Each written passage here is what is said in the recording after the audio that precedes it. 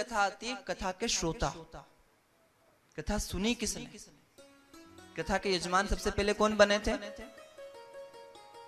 परीक्षित बने। परीक्षित किस वंश में हुए? शौनकादिक संत ने पूछा सूत जी महाराज से, गुरुजी ये परीक्षित जी कौन थे?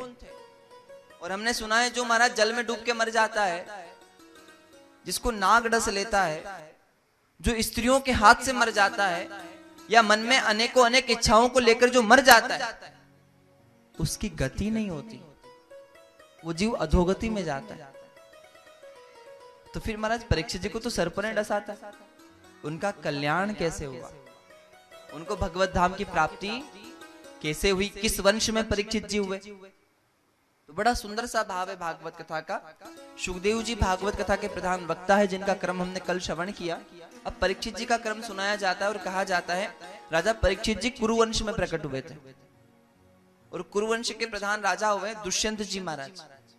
दुष्यंत जी महाराज के श्रीमती का नाम था शकुंतला, और शकुंतला देवी के पुत्र का नाम था भरत। क्या नाम था? भरत जी महाराज। और भरत जी इतने पराक्रमी थे महाराज कि 12 वर्ष की उम्र में, 12 वर्ष की आयु में भरत जी महाराज जब वन में शकुंतला माता के साथ रहते थे, तो उन्होंने सिंह का मुंह खोलकर, शेर का मुंह खोलकर अपनी मां को उसके दांत गिनवा दिए थे कि मां गिन ले इसके मुख में कितने दांत हैं। तो मां बड़ी डर गई थी। शकुंतला माता ने कहा, हे भरत तुझे डर नहीं लगता? ये शेर है, जंगल का राजा है। उस समय भरत जी महाराज ने कहा था, मां ये भले ही जंगल का राजा होगा और ये भले ही शेर होगा, पर तेरा पुत्र भी किसी सिंह से कम नहीं है। क्यों? बोले ये इस जंगल का राजा है, पर तेरा बेटा बड़ा होकर पूरे धरती का, पूरे भारतवर्ष का राजा बनेगा महाराज। ये 12 वर्ष की उम्र में उनमें भाव था। दूसरा भाव कहा जाता है, वही भरत ने बड़े होकर महाराज जब पूरी भूखंड को विजय किया तो चक्रवर्ती सम्राट भरत हुए, और भरत जी महाराज ने अपने नाम से देश का नाम रखा था। क्या? भारत कितना बड़ा था? भारत कितना बड़ा था? बोले जहां तक धरती थी, जहां तक धरती थी वहां तक क्या था? भारत था। यहाँ भागवत में सूत्र दिया जाता है कि सर्वभौम तवाज्ञया, सारी धरती आपकी है। चक्रवर्ती सम्राट भरत हुए, और ये भरत जी महाराज के वंश में ही राजा हुए जिनका नाम हुआ शांतनु। और शांतनु जी महाराज का ब्याह हुआ था मूर्तिमान गंगा के साथ। गंगा मैया जाते ना स्नान करने, बोलो गंगा मैया की। अच्छा, गंगा जी से शांतनु जी ने ब्याह किया तो एक शर्त पे किया था, मैं कुछ भी करूं तो रोकना टोकना मत, मुझे मेरे कार्य को करने से चाहे सही करूं चाहे गलत। देखो बहुत सुंदर भाव का। शांतनु जी महाराज ने हाँ कर दी, शादी हो गई। शादी होने के बाद शांतनु जी महाराज के यहाँ पुत्र हुआ, और उस पुत्र को गंगा मैया ने जल में बहा दिया। दूसरा पुत्र हुआ, उसको भी गंगा जी ने जल में बहा दिया। इस प्रकार शांतनु जी महाराज के 7 संतानों को जल में बहा दिया गया है। अब राजा को बड़ा दुख हुआ।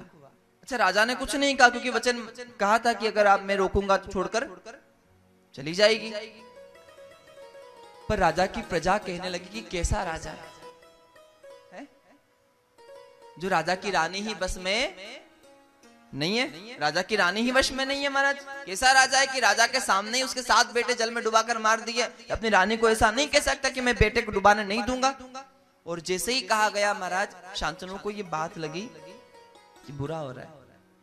तब 8वीं संतान का जन्म हुआ, जिनका नाम था देवव्रत।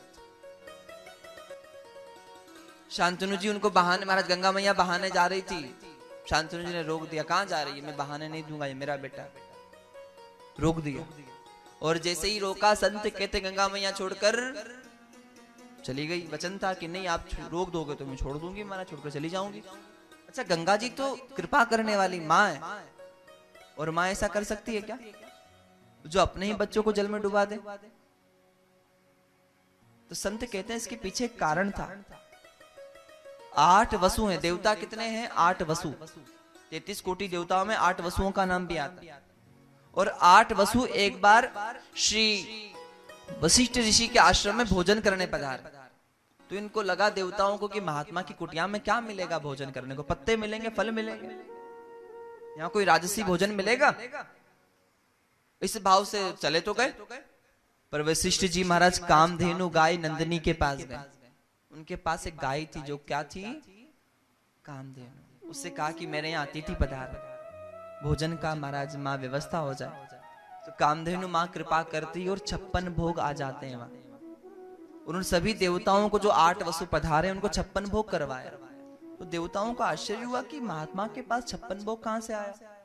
गाय को देखा तो सबसे बड़े देवता, 8 भाइयों में 8 देवताओं में जो सबसे बड़ा देवता था, श्रेष्ठ था, उसकी मति बिगड़ गई। उसने सोचा ये गाय ऋषि के आश्रम में शोभा नहीं दे रही है, तो हमारे पास होना चाहिए। अब मांगेंगे तो देंगे नहीं, जब महात्मा सोएंगे, जब महात्मा शयन में जाएंगे, तब चोरी करके ले जाएंगे। यही बात सिखा दी अपने छोटे भाइयों को।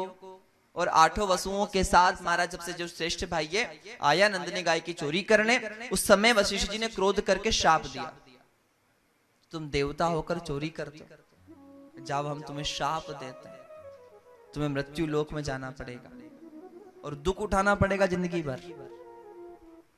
सारे रोने लगे। 7 भाई कह रहे हैं हमारी गलती नहीं, ये बड़ा भाई 8वां भाई है ना हमारा, इसने सिखाया तो इसके कहने में आया, क्षमा कर दीजिए। वशिष्ठ जी ने क्षमा कर दिया। ठीक है, तुम 7 की गलती नहीं है, मैंने कहा तुम्हारा मृत्यु लोक में जन्म होगा, जन्म तो होगा, पर जन्मते ही महाराज प्राण को छोड़ दोगे, मुक्त हो जाओगे। पर ये 8वां जो है ना, इसका जन्म भी होगा और जिंदगी भर दुख भी उठाएगा। किन्ने कहा?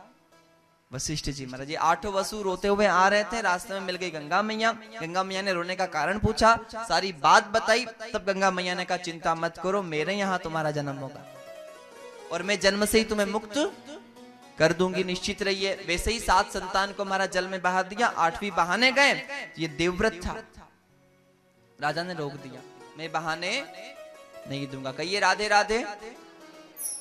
उस समय देवव्रत जी को छोड़कर महाराज शांतनु जी के समीप मां गंगा मैया चली जाती।